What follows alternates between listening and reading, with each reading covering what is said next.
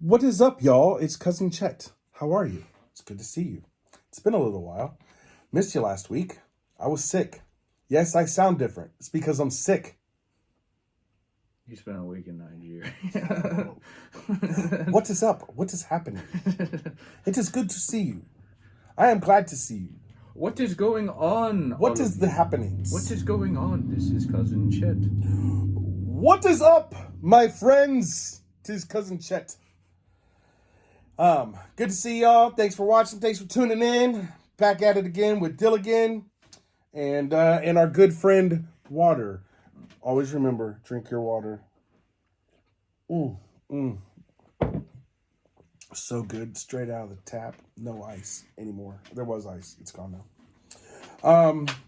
So today's episode, we have a topic that is generated from something that happened to me before I got sick. So we're not going to talk about what happened last week. We're going to talk about the week before. And to start that, our topic is going to be policing. So buckle your seatbelts. That is a finable offense if you don't wear your seatbelt in the state of Ohio. So, and I think most states. Is there a state where you're allowed to not wear your seatbelts? If there is, it's probably Colorado. Yeah, California. Yeah, there's them crazy. No. I bet you everywhere. Anyway, that's actually, I feel like it's a silly question. I'm pretty sure everywhere in the continental United States or otherwise you have to wear your seatbelt. Maybe Texas. Texas is probably the best bet. Nah, I think everybody has to. It's the helmets. You don't have to wear a helmet because your brain doesn't matter, but you have to wear a seatbelt. I don't know. We can look that up. Let's look it up. All states in the district require adult front seat occupants to use. Okay. According to the Insurance Institute of Highway Safety, with the exception of New Hampshire. So those are the libertarian holdouts. Who is? New Hampshire. Dude, people don't know much about New Hampshire and like that part of New England, but those are some libertarian people. Really? Like they get overshadowed because they're small states. Nobody hears about them, but those are some libertarian ass people, and they have been for like their states have been for a long time. That feels like that would make a lot of sense. Yeah, I mean, there's the like, which one has the "Don't Tread on Me" state flag? Because by virtue, What's the state flag of New Hampshire? Because by virtue of being a libertarian, you don't share your business that much with anybody. Right. Would you look up the state flag of New Hampshire?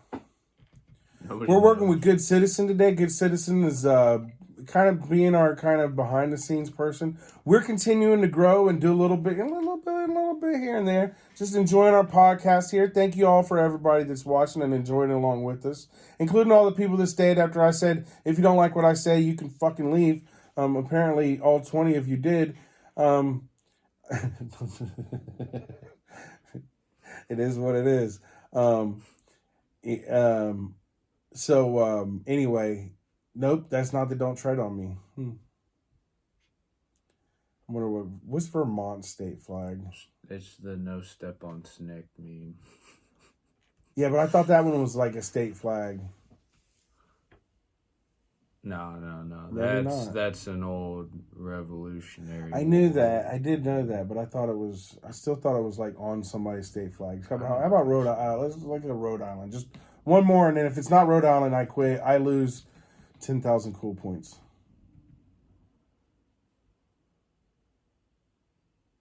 Okay, they're not even going to show you a picture of it. That's lame. LAME. Oh, lame-o. Huh? There's a snake on that flag.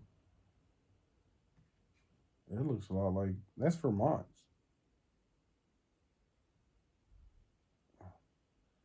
That's Vermont. What's Rhode Island's? Yeah. Rhode Island is the last one.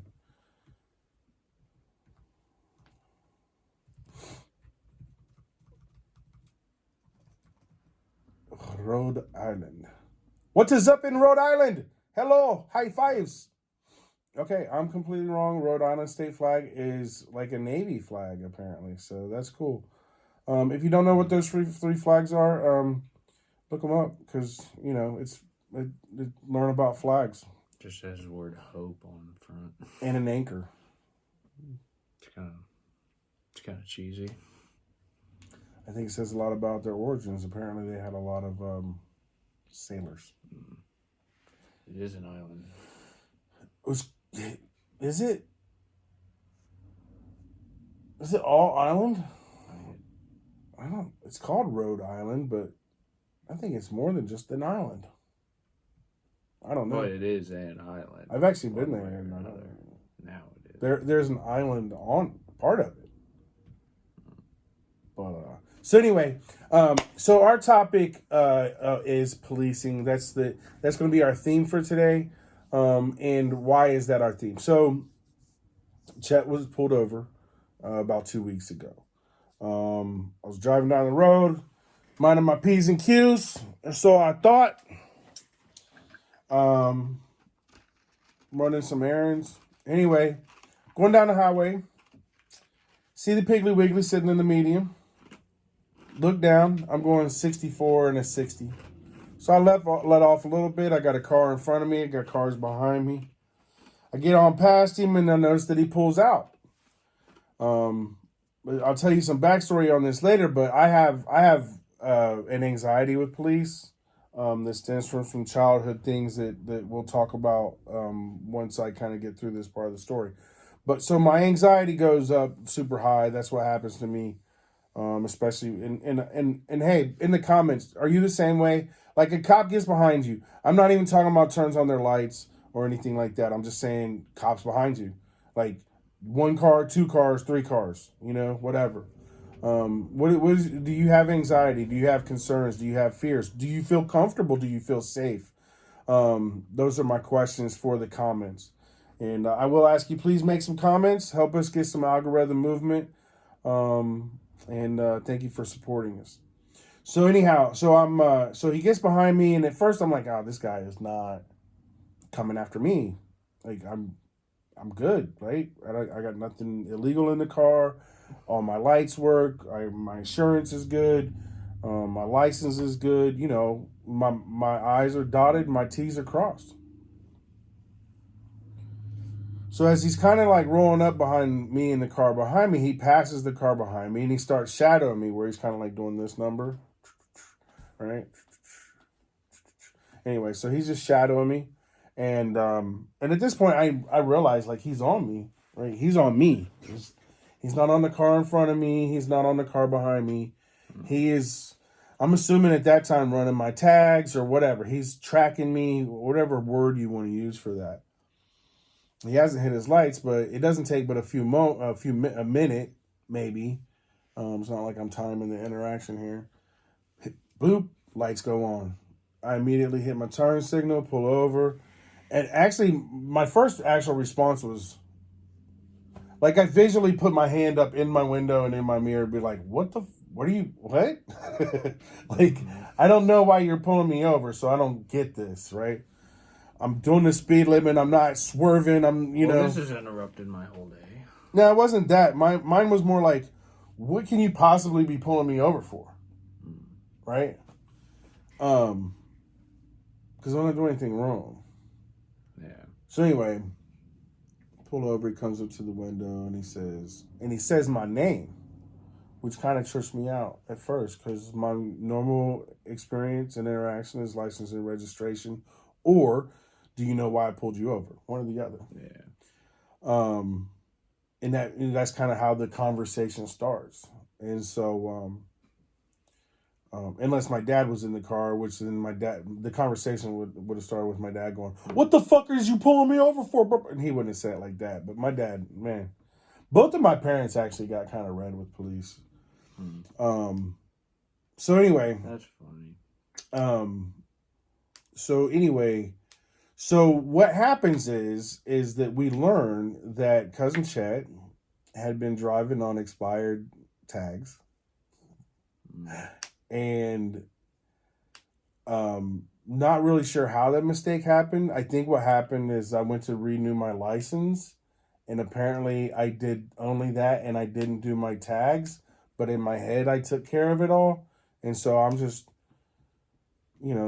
doing the hokey pokey, man. Like, I'm just living my life, and apparently I did that for 9 months before anybody pulled me over to let me know that I'm driving on expired tags, which is amazing, especially because like several times I've had police right behind me, and I'm like, oh my god, they're gonna pull me over, like on a Friday or Saturday night or something like that. And I'm like, oh man, here we go with in my experience, like cops, they just pull you over for like any minor everything. And I don't like interacting with cops, so anytime a cop gets behind me, again, I have a severe anxiety, and I'm like, oh my god, they're gonna pull me over, and I'm gonna have to go through this, and like I said, I'll get into it. So in this interaction though, he comes up and he says my name, and he just says, "Are you?" He's like, "Are you cousin Chet?" And I'm like, "I am." Matter of fact, golly, didn't know you were watching. Thank you, officer. So anyway, he says da da da, and he says, "I pulled you over because your tags are expired." Which my first response was like, "What?" Like just a pure, genuine, like, that's stupid. Oh shit. No, my first thought is, what? That's not even. I'm like, other than the fact that he just told me that, I'm like, I'm 99% sure I took care of that last year. I got a memory of being in the BMV and everything, right? Again, I renewed my license, and apparently didn't take care of everything that day. And so he kind of does he calls dispatch when they expired. They say when they expired, and so he goes, "Look, I'm gonna go write you a warning, and then you have a warning. You need to get taken care of." And I'm like, "I'll get it taken care of right away, right away. I don't want I like to keep everything on my car the way it's supposed to be, because I don't want to have any reason for the police to pull me over at all, because I don't want to interact with them. This interaction that I had with this, he comes and he gives me the warning, and we go about our way. And before the end of that business day, I was registered. I'm registered through the next year because I just took care of it all. Because I don't want to make that mistake again. For me, the interaction with that officer, with that sheriff, it was a sheriff, with that deputy, was exactly how it should have been, right? However, he noticed that my tags are expired. He noticed. He gets in pursuit, runs my plates, verifies with dispatch, whatever happens there, right? Mm-hmm. He gets behind me, he goes a little way. He could have pulled me over right away, but, I don't know what's going on in his mind. He's talking to dispatch. He's thinking about safety of others on the highway. On the highway I'm on, where am I going to pull over? Whatever the 10,000 things that he's considering before he actually flips on his lights.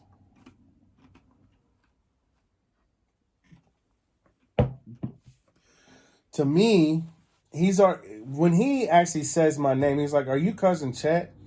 I actually appreciate that, because I'm like, wait a second, he's done run my tags, so he knows who owns the car. Why ask me for my license and registration? I think it was more than pleasant that he's like, "Are you cousin Chet?" And I'm like, yes, I am the owner of this vehicle that is driving. Mm-hmm. And it gets away from the whole license and that whole license and registration thing. It just seems, it's just a bad way to start an interaction with the citizen. I was going to say, most of my interactions with cops start off with them saying something like, well, they start off like, "You know why I pulled you over?" There was that one too, yeah. Usually, I think probably at more than half start off with, "How we doing tonight? How we doing okay, today?" Right on. It's like, "You good? You doing all right? Let me just throw a little feeler out there, see how you're doing. Like, you're not intoxicated, you're not..." Sure. So he comes up and he says my name, and then he says, "I pulled you over for this," and then and he goes through it. And I've been in interactions with police where they'll take a small traffic infraction, and that one right there, like, easily I could have my car towed. Mm-hmm. In my understanding, like, officer's discretion is pretty big. Like, in that scenario, like, I don't know what all he has the discretion to do, but I know he has the discretion to, like, take my car for the day. He could have impounded it. You're gonna be like, dude, you've been driving on an expired. I don't know specifically, but I feel like that. And I know that other people have had their shit impounded or they've not been able to continue driving after being pulled over for expired tags. Yeah, he has. If you've had experience being pulled over for expired tags, what's your experience? And did you just get a warning? I'm curious. Was he an older cop or a young? Yeah, I would say he was about 50. Yeah. Yeah. Because I was gonna say, I would imagine. First shift, kind of middle of the day. Yeah, I would imagine like if you've been a cop long enough to be middle-aged, you've been a cop long enough to just through trial and error understand, hey, it's probably not worth the smoke having somebody's car towed because their tags are expired.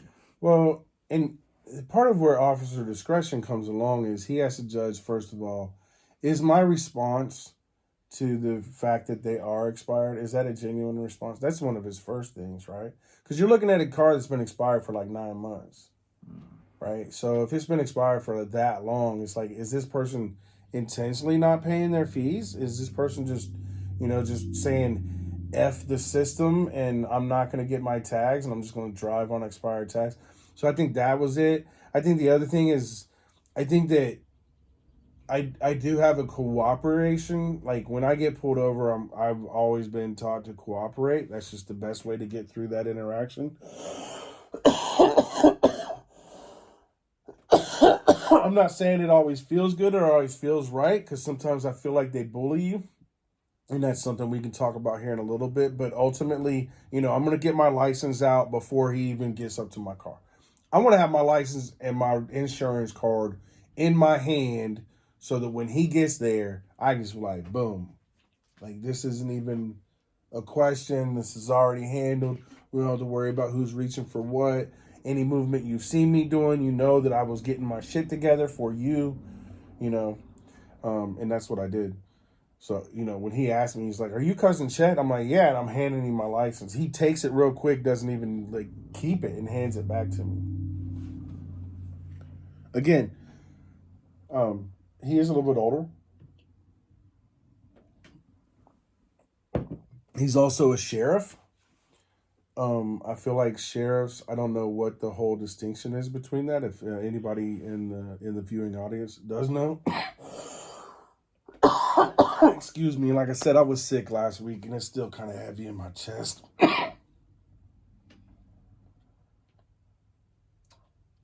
But, so I was so impressed and so thankful because I do have, I'm not an ACAB person, but I do have a pretty strong, I don't trust all police. I don't think that they are all good. I think there's a lot of bad cops. I think there's some bad training and other things. I think a lot of interactions I've had as a kid and as a young man in a lot of different contexts in several different states showed me just the difference in how people are treated in different states by different municipalities. And depending on the context, as a teenager, I went to a majority black high school because I lived in a majority black community, and I have experiences of being pulled over in that community versus being pulled over in the where we currently are, and in a majority white, in an almost all white community. We're in a more rural. We are in a more rural, and that was a more urban, and that I think there's a very important distinction about the policing between rural and urban. Because you have less density, you probably feel less like a cattle herder. Yeah. And so before I get too deep into it, I do want to say that I don't think I'm not an ACAB person. I'm not a defund the police person either. I do think that I'm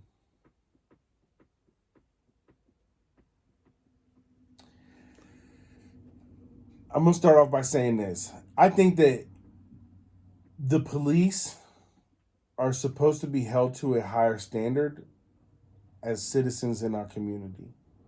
If they want the respect and the authority that comes with that badge, then they have to be what is demanded of that respect and authority. And that is this: you cannot be a criminal and be a police officer. The police officer are supposed to be the good guys. They're supposed to follow the rules. Unfortunately, we have the current culture in our country right now where the police don't have to follow the rules, and everybody knows this. The police have discretion; they're allowed to lie, and they are trained in skills of verbal judo to overrun our constitutional rights, to talk over us, and to gain authority and direction on us. And that's and they're trained for that. And I honestly think that's a bad mistake that they've made as a culture, as an institution, to approach the American citizen that way. I get it that it's frustrating when criminals are allowed to break the law and you can't catch all the criminals because they're breaking the law. But if you start breaking the law, then you're just a criminal too. And who's safe? Who's protecting the good citizen? Who's protecting the good citizen? Not anybody in a Nobody. Shirt. If everybody's breaking the rules, if everybody's a criminal, except that one's allowed to be a criminal and they're allowed to now bully people, it's not sustainable, and it's gonna continue to create the divide that the thin blue line perpetuates. There's a us versus them feeling that comes from many officers, and you can see it in video after video. And yeah, some of them, I don't want to say all of them are bad, because some of them are good people, and I get it. But if you're running behind the thin blue line and you're protecting people, then you're just as bad as they are. You're no different than the gangs out there that are perpetrating their violence on us. The only difference is we've given you authority over us, and we're supposed to be able to trust you. You're supposed to be the good guys. And so when a police officer kind of, they're trained to like overstep us, to talk down to us, to overwhelm us with their show of force, to wrangle us with their verbal judo, to lie to us, and to really, to not allow to skirt around our rights, to push our rights. And then one of the most irritating things is when I watch people who want to assert their rights, and the simple assertion of rights becomes an escalation of the police interaction, and that the police will now use their discretion in a negative manner if you're asserting their rights. Unless you have a camera. The camera seems to change shit. I was going to say... Doesn't change it for all of them, but a lot of them will start minding their P's and Q's. Not when they're on their own body cameras, because, see, they can still be protected by the thin blue line. Those things can be redacted. They can be lost. It's hard to get them, blah, blah, blah, blah, blah. Right? But when it's recorded on a camera by a citizen, that's a whole different story. They do start minding their P's and Q's a little bit. It's amazing how many of them don't give two craps. Like, they don't. Like, they don't care if they're on camera or not. And more and more of those are losing their jobs, or they're costing their cities money, and they're costing their police union money. And I think, again, the thin blue line, if you want this respect of the citizens, you got to get rid of those people. You got to get rid of them.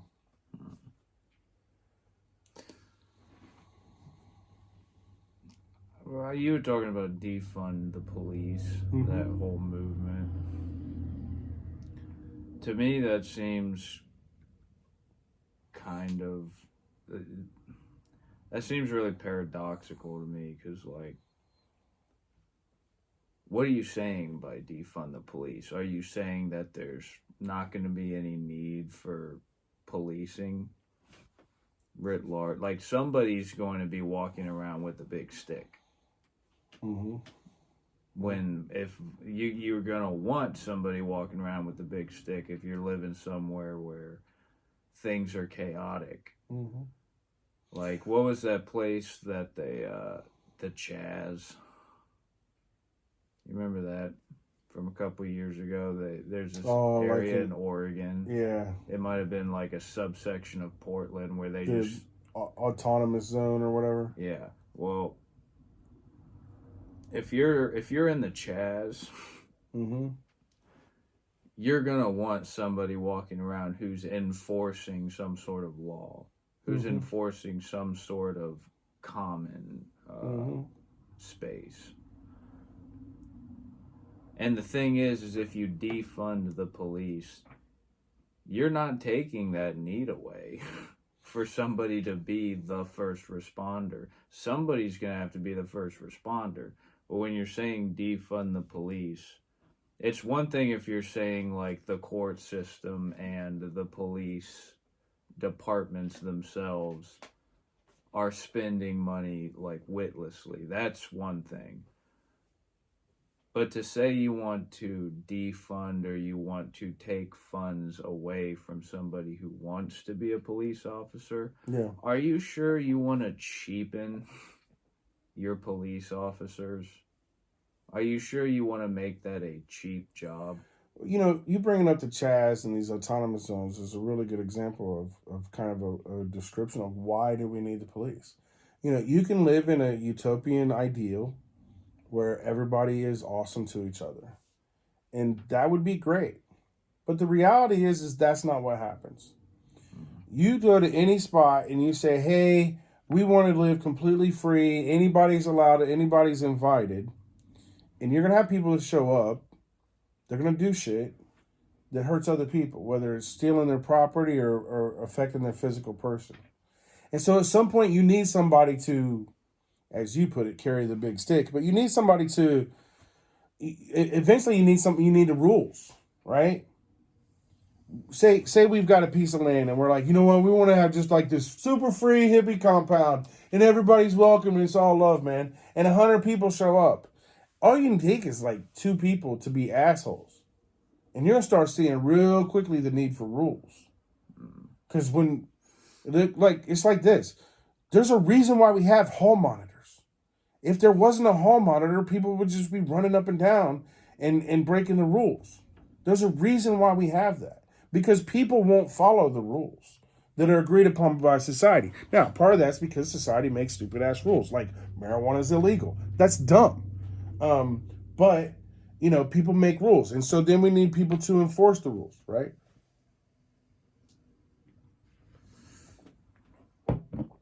And so we need it because, like, look,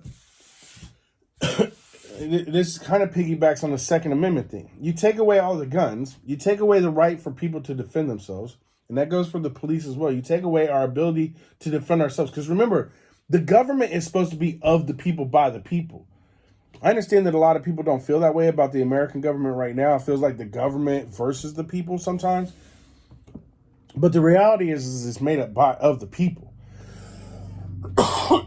Our police are supposed to be someone that, you know, is there to represent us, to say, I am the one that my people have agreed to pay me to enforce our rules, right? And because there are knuckleheads out there that'll be assholes, and I need to carry a gun, a taser, baton, whatever it is, right? Because I got to defend myself because, you know, the people out there that don't want to follow the rules, well, they're not nice people all the time. Like, you know, one thing that I want to give credit to all police for is that the fact of the matter is, as a police officer, at any moment, any interaction can turn deadly.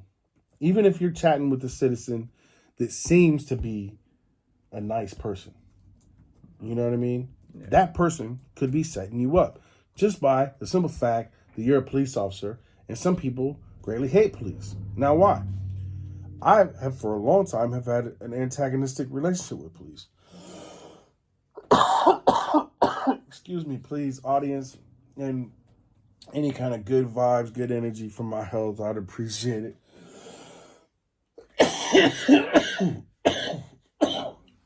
I'm sorry. Man. Oh. You got that deep in the chest. It is deep, bruh. I almost canceled this week too. Just because I didn't want to breathe on you. You probably got it from us. Don't look away from me. Did you see what he did? You can film whoever. Sorry? You can film whoever in a public.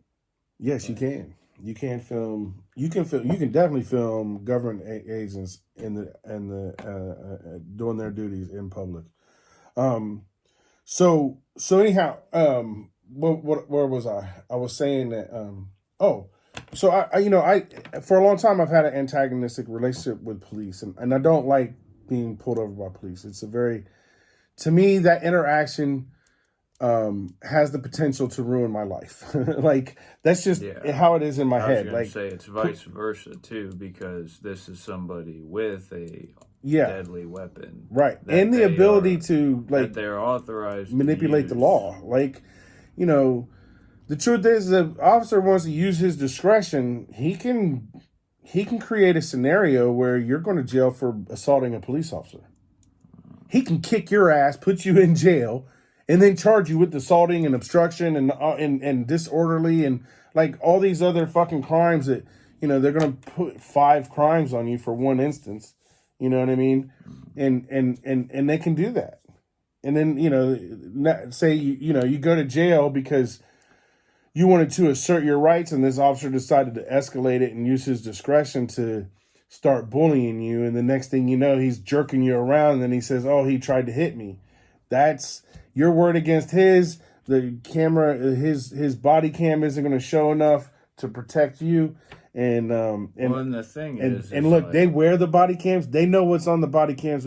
They know what the body cam's showing and what's not. They know what they can get away with. Well, and the sheriff nowadays is a very different phenomenon from, like, the sheriff of a Western, Oh yeah, we definitely 1800s village. We're definitely not in Mayberry. And no, you're right, but where it's like if you're going to be the police for the community, if you're going to be the sheriff, essentially what qualifies you for that is you are a distinguished enough member of this immediate community. Everybody wants you to solve business when it gets going. Everybody's counting on you. That's very different from the phenomenon of the policeman today. Yeah. Where you have hundreds of years of statutes and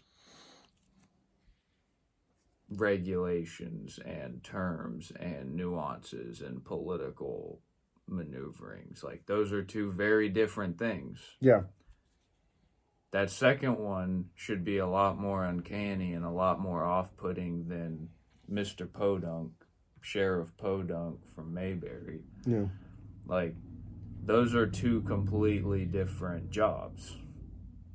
And it's like the second one, the modern police, that should be unsettling to people to some degree, because they are a hired hand for an institution that's got its fingers in everything you do. As you're kind of talking about that, and I think that you pulling it back to, like, the older school kind of police of the town. Yeah, and just comparing that to, like, our current state. It also, like, what is, when I say police, what is that? You know what I mean? So a lot of people, they just think of uniformed officers. But to me, policing is a much broader thing. It goes all the way to the FBI, CIA, NIS, all the jazz monkeys, right? Like, people police themselves on YouTube. Sure, and that's a whole nother function of government. But when I'm talking about, like, the actual institutions that police us, I think that at the end of the day, there's a lot of people that don't trust, right? They don't trust. Maybe there's a lot of people that don't trust the FBI or the intelligence agencies because they feel like they're not representing the citizens anymore, And that goes back to the idea that they are not working within the confines of the Constitution.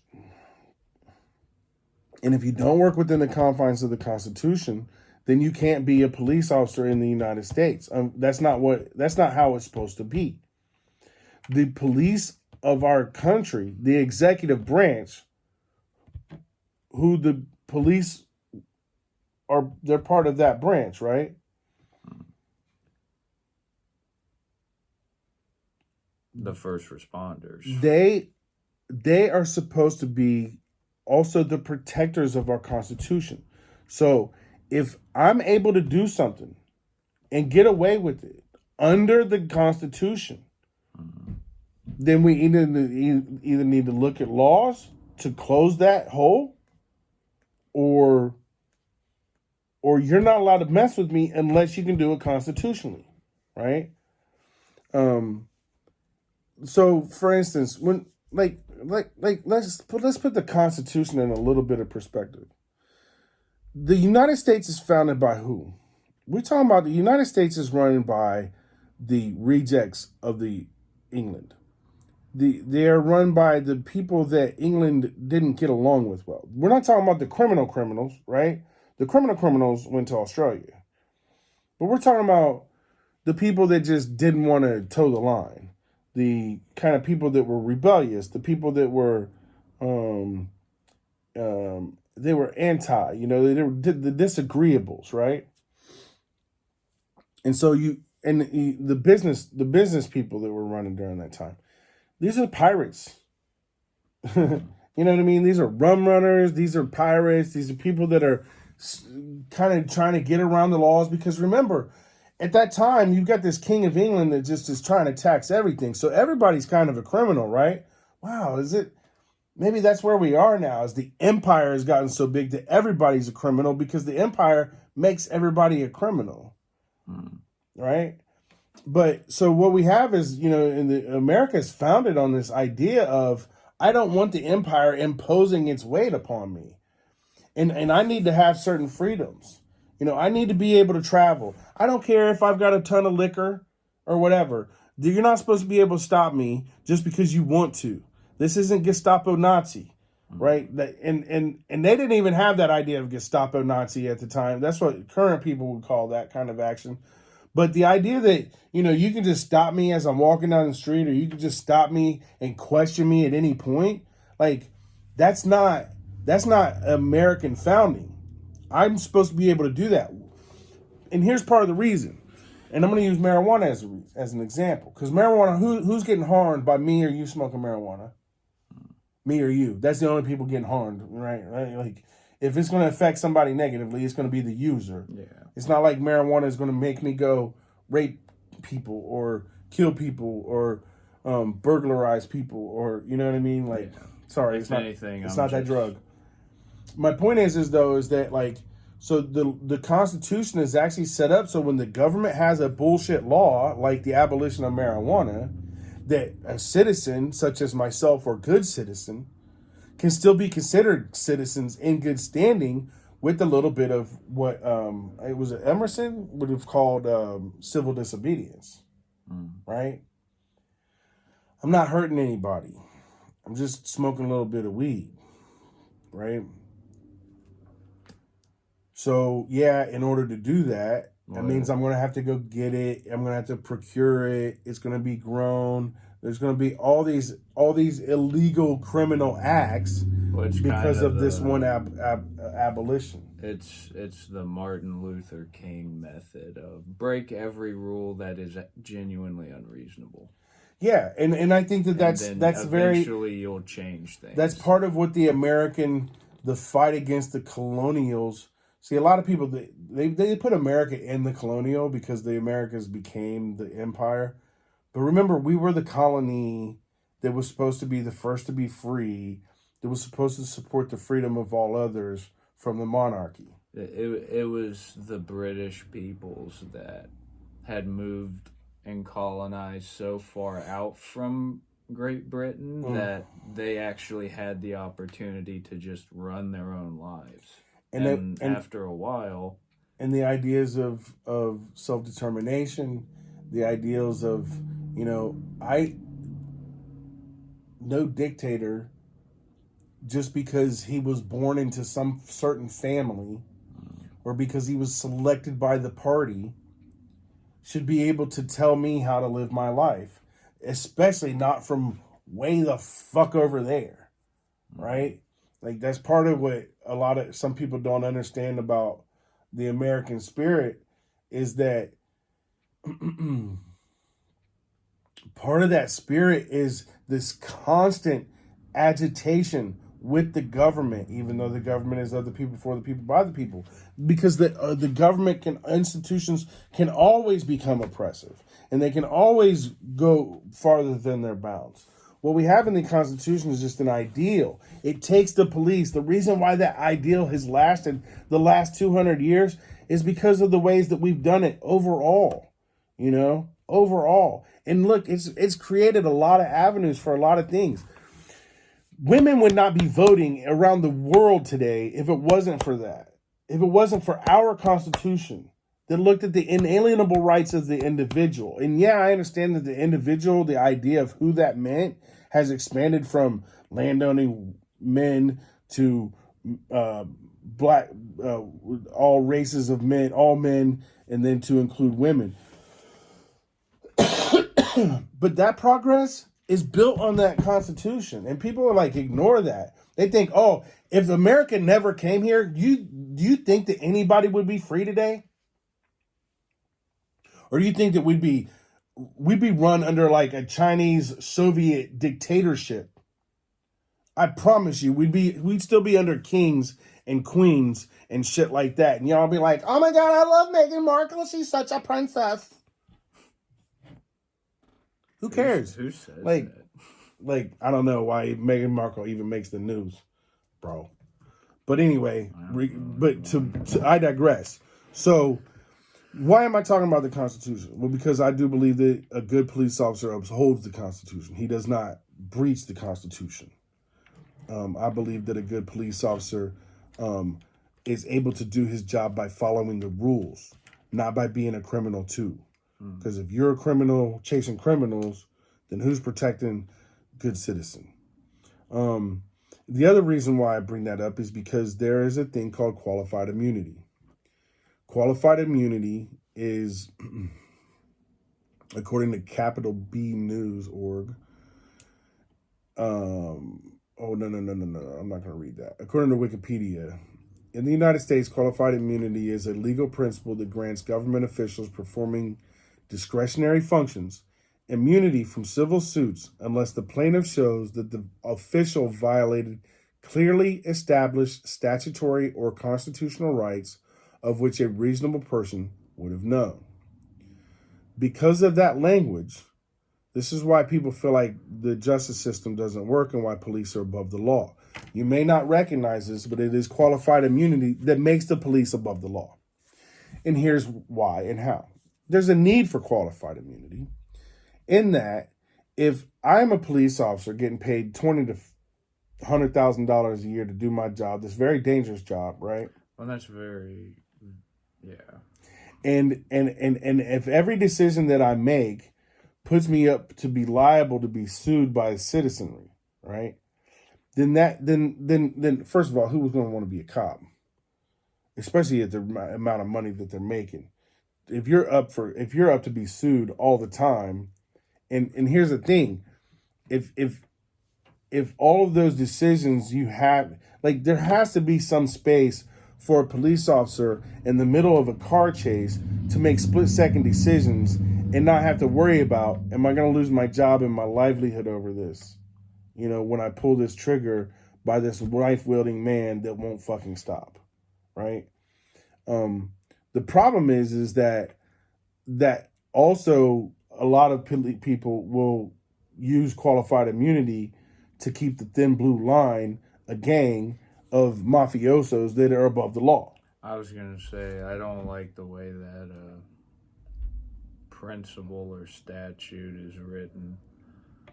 It's very vague. Mm-hmm. Clearly established statutory or constitutional rights. So if the Supreme Court has never said something specifically is unconstitutional, then they can never be held liable for it. Right? Now, they can lose. So as I kind of transgress and bring in First Amendment and Second Amendment auditors. If you haven't seen what a First Amendment audit is, it's basically a person that uses a camera in a public space. And when the police are called, because oftentimes people call the police on people with cameras, they then assert their rights. They oftentimes assert multiple rights. The First Amendment right is the United States citizen is the free press. Any citizen can be the press. Any citizen can be a journalist in any moment. We're not talking about the questions of gender and how fluid that may be. This is not fluid. This is at any moment, as a citizen of the United States, you are always a journalist. And you are always able to record and to journalize. And so we have the right specifically to record officials in the course of their public actions in public. Because a lot of police don't like this, because the camera tells on everybody, they will oftentimes confront people with cameras. Now, so that's the First Amendment, freedom of press. The Fourth Amendment is the amendment that says I have the right to travel without illegal and unreasonable searches and seizures, which means that overall a police officer should not be able to come up to you and demand your papers to prove that you're a citizen. They should not be able to come up to you and anybody and just accost you and start questioning you. That's not the way the United States is supposed to work. And for all you police officers to say, well, if you ain't doing nothing wrong, then you should have nothing to worry about. Bullshit. Go back to high school and study the Constitution.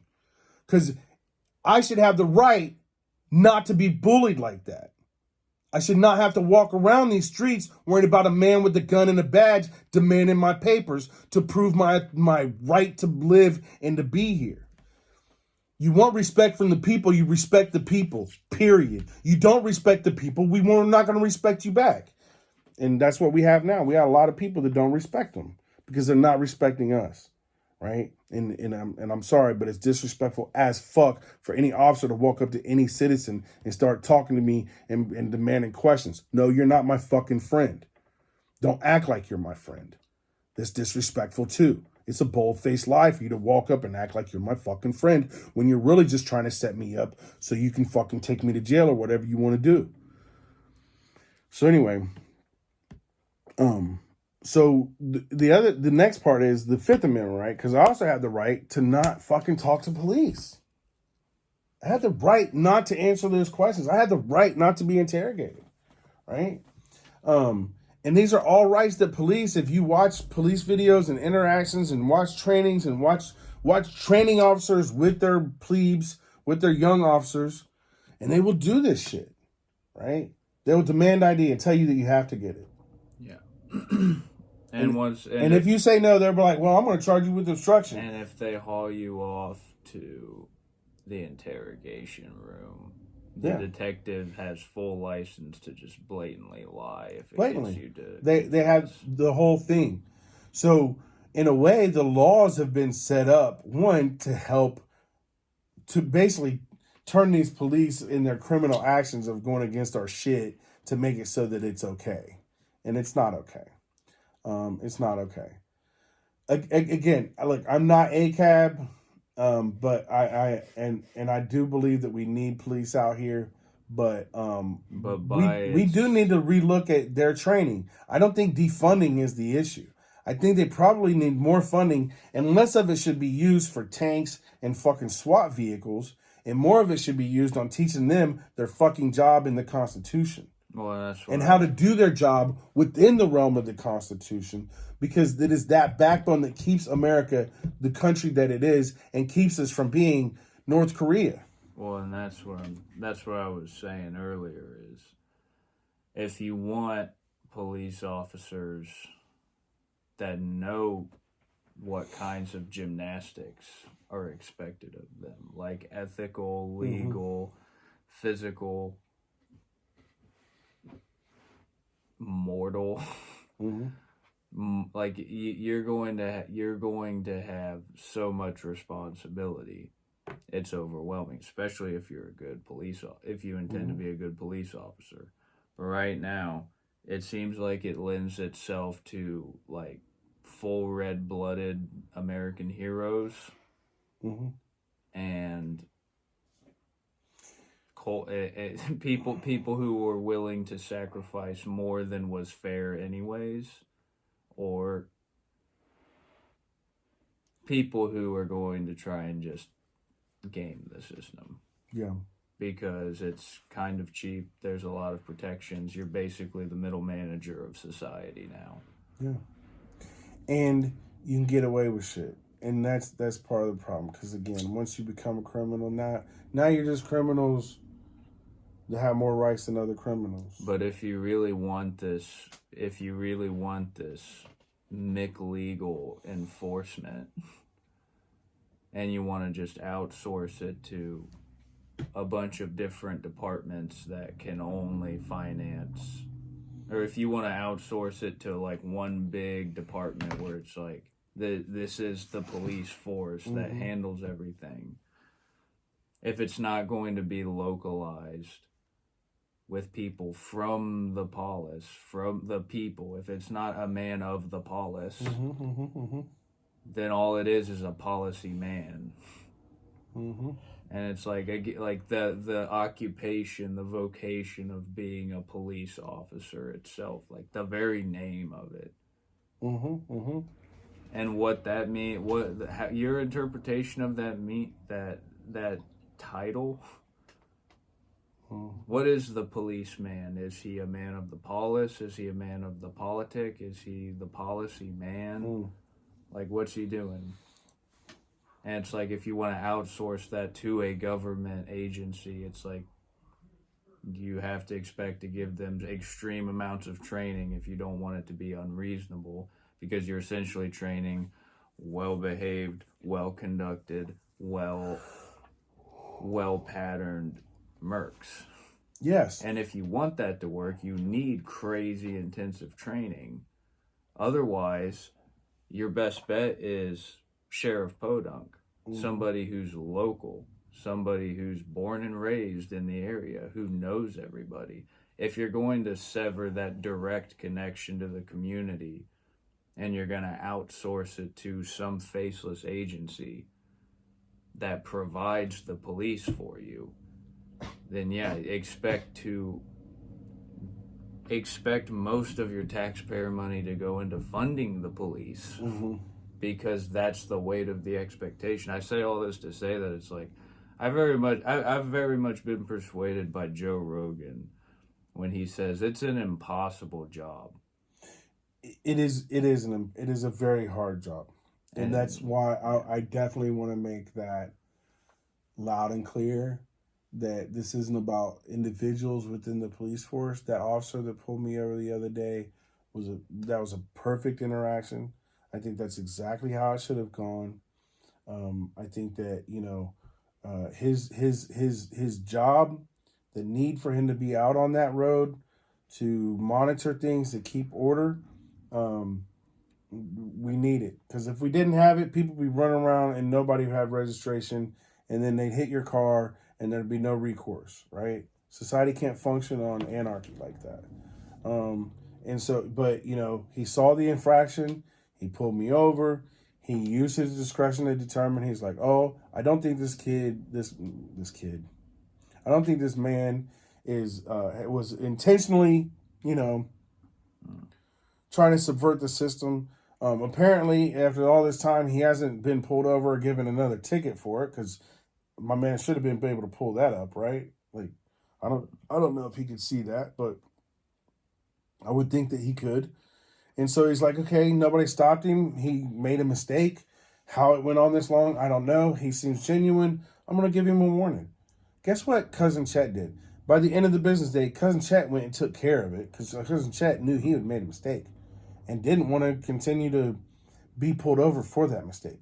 So I took care of it. Then I actually, you know what? This is how weird I am kind of weird. And part of this is because I do have such an anxiety and an antagonistic relationship in my head with police from my childhood. I actually called him. I called the dispatch, the non-emergency number. I was like, hey, does this officer have an email? I was going to send him a picture of my license plate with the new registration. Ended up, what happens is he calls me back, and I just said, I want to say thank you. I was like, I want to say thank you for having a police interaction. There was the way it's supposed to be. There was no fishing. There was no, where you coming from? Where you going? There was none of that, right? It was, this is our issue.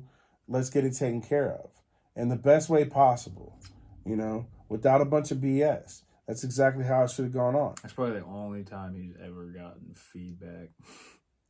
And that's part of it, right? I mean, we do. I'm a big negative Nancy myself. Oftentimes, negative is what we notice, and so And he obviously said thank you, and he's like, he's like, I could tell by your reaction that I'm not surprised that you got it taken care of right now, And but I was like, I just want to say thank you because 10 million other officers, 10 million other times that could have gone 10 million other ways, and it could have, including going on.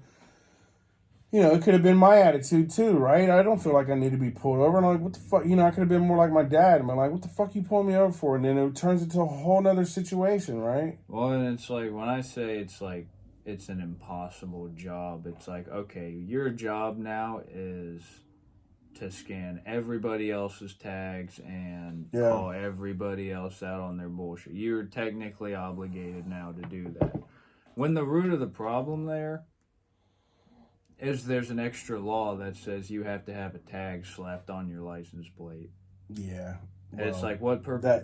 There's an extra tax. Yeah. What purpose does that serve? Oh, I guess if there's just a tax. If there's an emergency situation, it's easier for the police to track you down. But are we sure that's the trade-off we want to make? Why can't I just register my car one time, put a tag on it, and that tag's good until that car is no longer? Why can't I just have a bill of sale? You know what I'm saying? Exactly. Why can't I just buy the thing and have the title and right? This clearly was a real business. There's a tax. It's a tax. That to me, that part's the tax. That's what I mean. Is it's gone from being, oh, I'm a man of the polis, to over time they've been turned into policy men. Yeah. Yeah. And that's why it's so impossible, is because everybody inadvertently has asked for tighter regulation. Everybody, it looks a lot to me like over the years people have asked. Well, that's what society is, right? Is civilization is the idea that we all come together, and we come together with these common rules and ways of interacting, right? Because as I said, like, as much fun as anarchy sounds like, it's not. Like, anarchy is violent. Anarchy, if you don't want like murders and rapes and shit and property damage and property theft, like, you're gonna have that shit anyway. But if you have anarchy, it's gonna be even worse, because there are evil, selfish people out there that love the idea of no rules, of no consequences. Well, you're thinking of anarchy like somebody pulls a board game out. No, I'm thinking of anarchy like the Chaz. Yeah, like, that's what I mean. It's like you're thinking of anarchy where it's like you pull the board game out and somebody grabs the rules and they're like, all right, rules are different. Lights the manual on fire. Mm-hmm. All right, everybody comes up with their own rules. Like that anarchy. But it's like, I think the Chaz, those autonomous zones are a really good idea, right? They block it off, and then they start realizing, oh, we need leadership because there are decisions that need to be made. We need to have logistical decisions. We need to figure out how we're going to do food and water, what we're going to do with our trash, what we're going to do in the case of a medical emergency. How are we going to police ourselves when somebody steals somebody else's shit? Well, and you were saying earlier, we were incidentally talking about how these eastern coast cities from the Northeast, or these states rather, these northeastern U.S. states tend to be very libertarian, and they tend to have almost no like national persona. You don't hear a whole lot about this stuff from the genuinely libertarian states.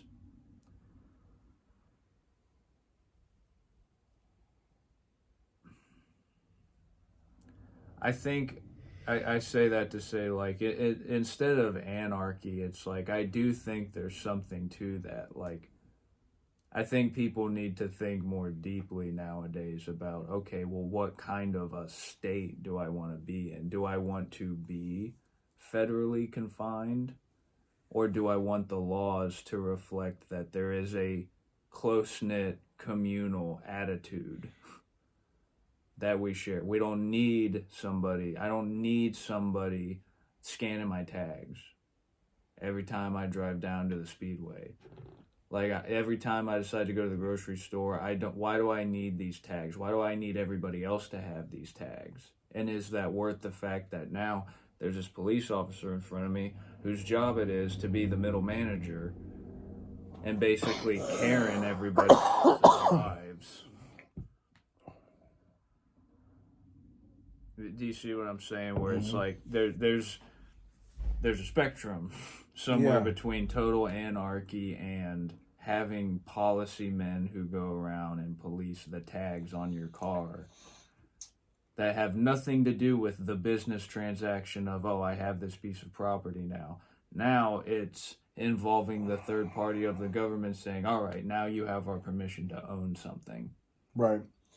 I think that's the challenge of like the whole taxation representation and how that works out. Because I do see our car registration as just a simple tax. And if that's the reason for it, fine. You know what I mean? There's different reasons for tax. We have taxes on our gas. You know, if the taxes, you know, well, first I can appreciate the idea that they would like to know, they would like some kind of thing on the car that they can identify us. And if 7 digits, a 7-digit password is, you know, for me in that car and says who that is, I can appreciate that. And again, I don't think that every year for $100 or whatever, you know, $50 or whatever. I think it was like 60 for me last time or whatever. In different states are different ways, right? Because like in the state of Kentucky, that's how they make their revenue.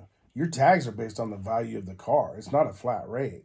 You know what I mean? Like if I'm driving a Jaguar super duper sports car or whatever, Lambo, like I'm going to pay a ridiculous amount because I'm going to pay property tax. It's a tax. But are the police the tax collectors? See, to me, that goes back to the idea of what you were kind of describing earlier. Yeah. Different people have different ideas of what the police should be. Some people are completely okay with the police being policy. You know, they're hall monitors, right? They just want to make sure everybody's following the rules, regardless of how minuscule or minor the rule is. They inadvertently end up being the tax collectors because they're the ones going around enforcing all the arbitrary laws. Like in Tennessee, you don't have to buy a separate tag for your trailer, but you do in Ohio. Right. And that I think that's because there's a lot of Republicans that live in Ohio. There's a lot of Democrats that live in the more like urban centers, the cities. But it's for the most part it's occupied by, as far as I can tell, Republican attitudes. But it has very few libertarians in Ohio. You don't find a lot of libertarianism. No. You know, all those things are minor things, but I think as far as like the laws, but you know, I think we're getting into like one of the fundamental questions is what should be the role of the police? Should it be the role of the police to protect and serve, right? It's the police's job to protect me. Because in some ways, if your job is to protect me, now you have some authority over me, right? You should be telling me what to do. Because if your job is to protect me, that means, oh, I see you walking down the street, you mature adult male, but my job is to protect you from yourself because you're stupid. Get out of the street. And if you don't listen to me, now I'm going to have to use punitive actions against you so that you respect my authority. I don't think... You know what I mean? But, hold on. Because as you said, is it a man of the polis? Just to help the peacemaker, or is it the policy upholder, right? The one that works for the policy makers, right? So those are two distinct things. The man of the polis is the man of the people. The man of the policy maker is the man of the government. Yeah, you know, and then like, you know, and that's so we're talking about their tax collectors is their de facto one of their jobs. Another one of their jobs, and this is where I think we need to look at some funding, is our police have become our de facto mental health frontline workers, and that I don't think is their job. I think that it should be something that's paid attention to within policing and how you police communities. But I don't think that beat cops, patrol officers should be the ones being the front lines of our mental health situations. Now, unfortunately, mental health people, because of our antiquated Old English system, we didn't recognize mental health. And so a lot of mental health issues look like criminal interactions. These are situations that police would typically be engaged in, right? Disorderly conduct, unruliness, things that homeless and people with mental health issues are going to do and going to have when somebody's finally called on them, when they haven't been able to call or when they haven't found their own resources to help, right? And so there are a lot of things that the police are put on the police that shouldn't be put on the police. Yeah. Or that their job should be more defined. But for them to be, again, tax collector and mental health representative and law enforcement and policy enforcement and feelings enforcement and peacemaker, like they have a lot on their plate, and I think that needs to be understood by people like us, the common person, right? To recognize that, especially when we're interacting with the individual officer, one, yeah, that motherfucker can discretionarily put your ass in prison. Like, it's possible. Like, how hard is it for a cop to plant some shit on you? And like, let's not act like it doesn't happen. Let's not act like there aren't bad cops. But at the same time, let's not act like there aren't good cops. Let's not act like there aren't cops that are actually doing their job and that they need our help so that we can create the right kind of police culture. I think one thing about this podcast and one thing about our lifetime is that we live in this time of this social evolution. We live in a time of great change. We're in one of those paradigm shifts of evolution.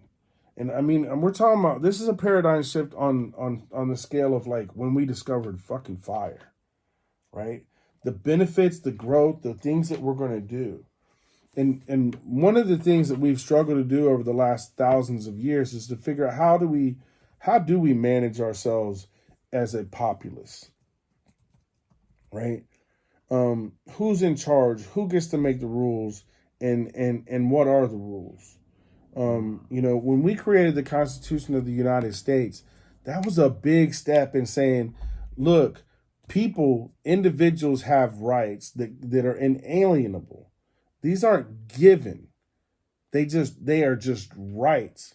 They're not rights that can be given or taken away. And figuring out how to manage that within at the same time managing society is super hard.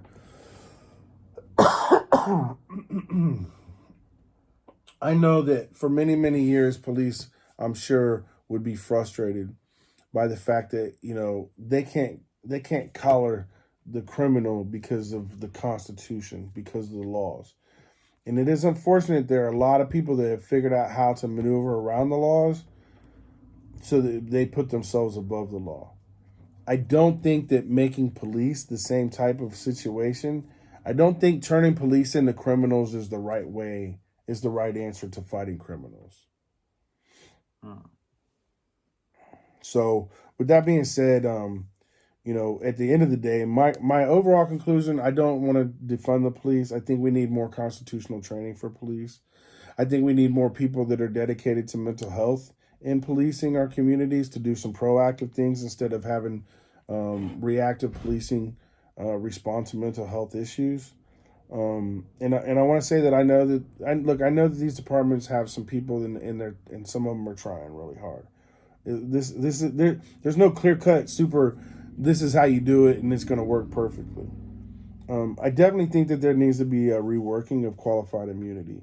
Will you look up, good assistant, when did qualified immunity, when did it start?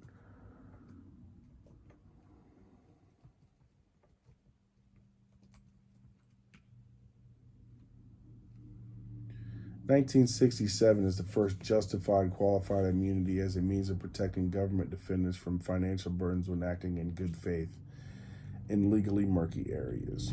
Okay, Pearson versus Ray, 1967. This is relatively new, right?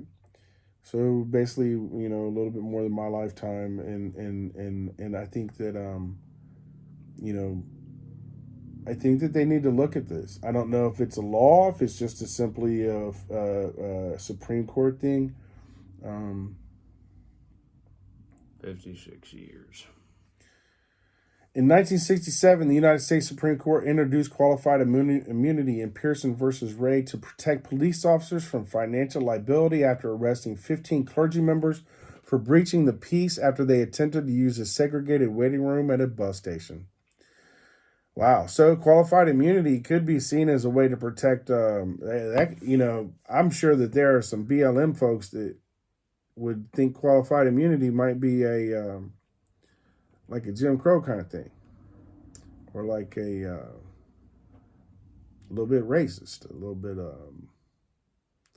Yeah, I'm not. It's tough, right? Because here they are. They're you know, their constitutional right to do the things that they're doing.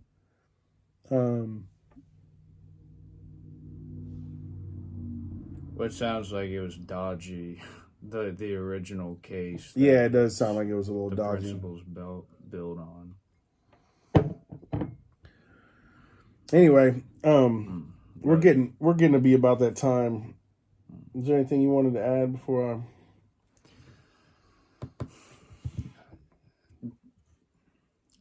I think a lot of there's more than just physical self-defense. There's legal self-defense. There's reputational self-defense. And I think the best thing you can do to defend yourself,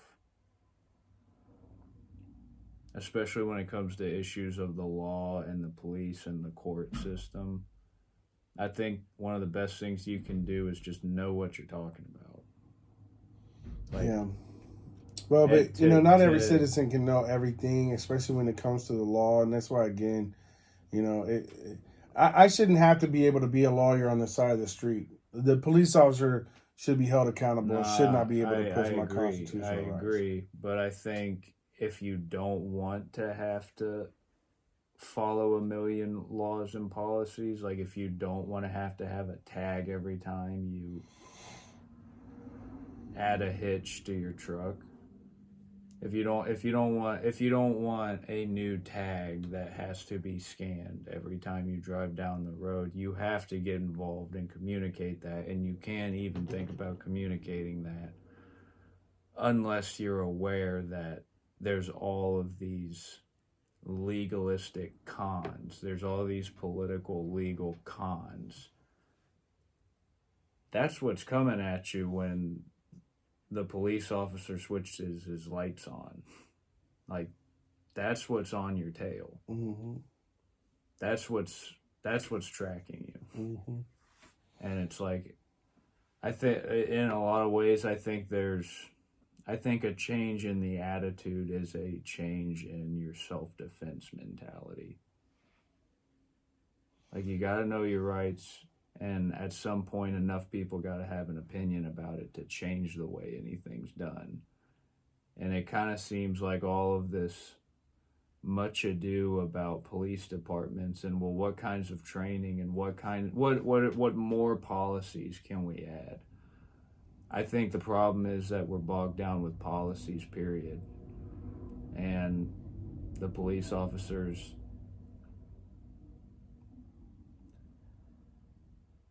when you remove the individual from it, the singular person who's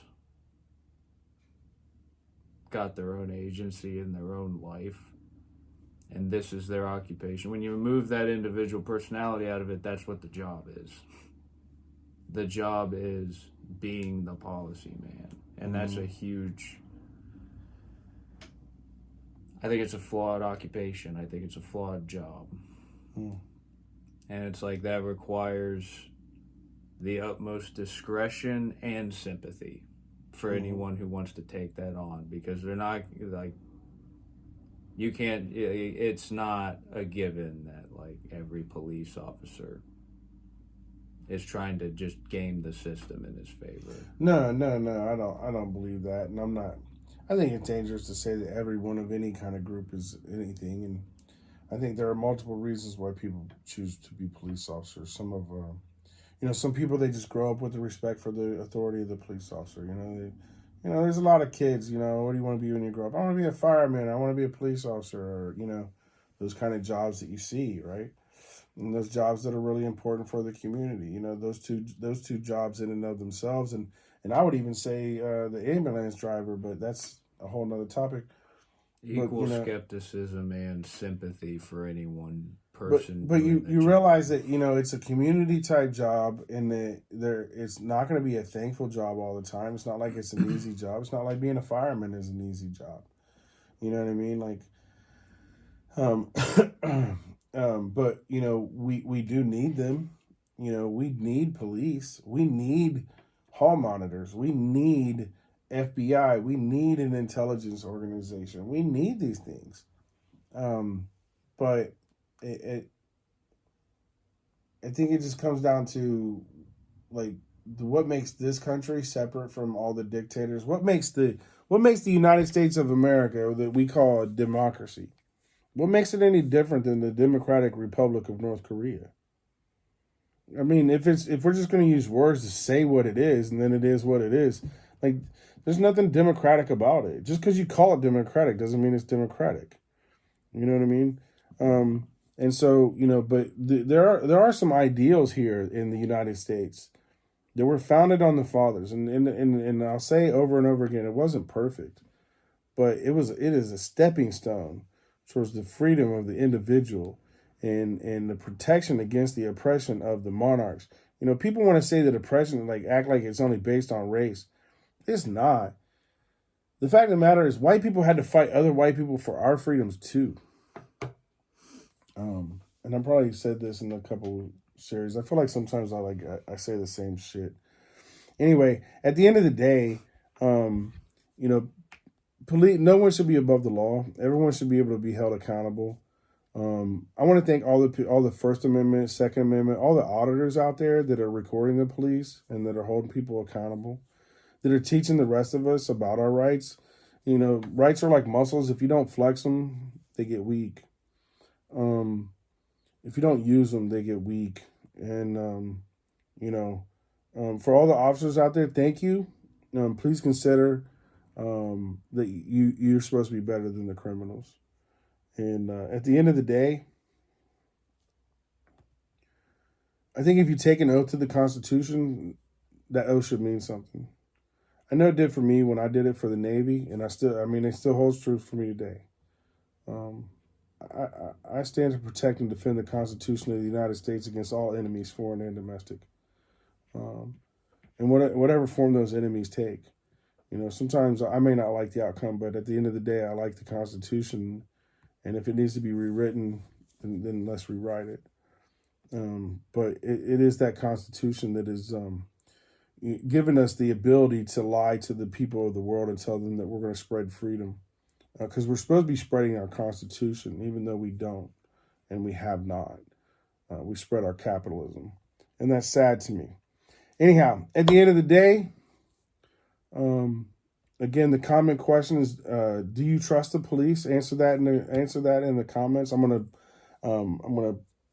actually gonna make the comment myself and highlight it, pin it, or whatever. I feel like my energy is super low right now, and so until next time, I love you. Thank you very much. I get my energy back. Yeah. That was a good sick cast. Later.